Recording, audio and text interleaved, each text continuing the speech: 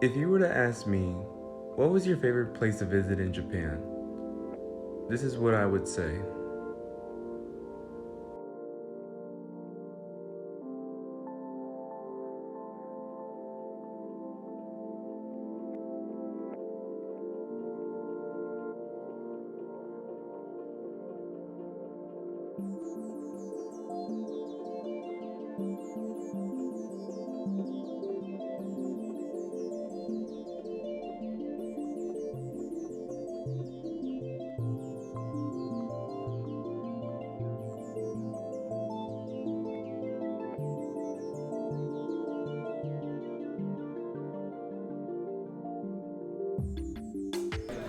Today I'm here with Jennifer, and Jennifer, can you tell us a lot of something about yourself? Sure. So I am a program coordinator and manager for study abroad programs.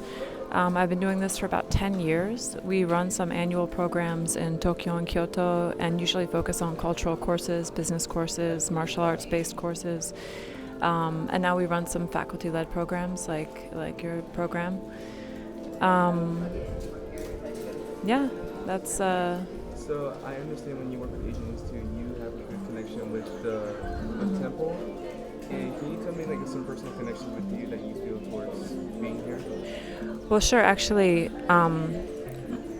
my academic background is a little strange. Originally, I got a bachelor's in literature, which is odd, in Greece, and then moved on to international business and then to Asian studies. And when I went into Asian studies for the master, I focused on the history of Buddhist martial symbolism, because my background is I was an MMA fighter for a long time, and so I'm really interested in the philosophy and connection between politics and religion, and then the martial application and how that developed. And Japan was a place where it became very refined and influential for the rest of the world. And we can see that today in the States in terms of like how anime influences people. And so for this particular Buddhist temple, I wouldn't say that there's necessarily a personal connection for me, but I would say I'm very interested in the figures at the door. Okay, the figures at the door are one type of or one category of creature called Vajrapani.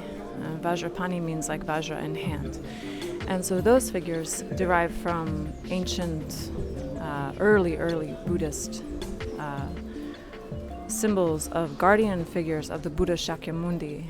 And the Vajra itself is the symbol of the connection between the king and the warrior class and the symbiotic relationship that the two had. And so over the years, as it was transported through China, through Baekje or Korea, through Japan, it maintained that symbolism and was used through different kinds of ceremonies and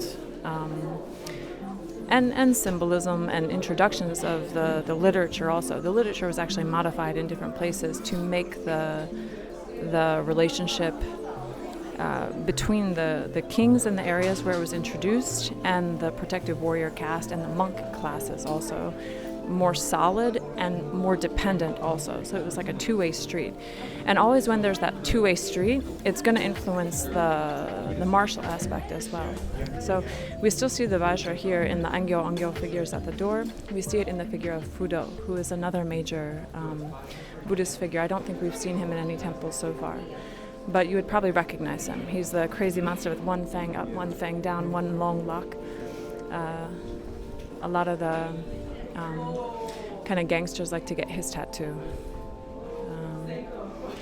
So these figures are interesting to me. They were the subject for my research, and I think that's where I connect with these, is where those figures still have modern relevance in martial circles, and then it's extended a little bit because it was also used in Fudo in particular was also used in like World War II as a way to kind of bolster the military. They had specific groups that were, Fudo worshiping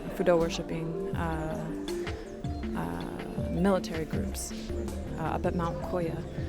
And then it's translated more recently into like fighters and like traditional martial arts practitioners, even MMA practitioners, even some of the Yakuza, like, have taken this and still follow this figure because of the principles that it represents.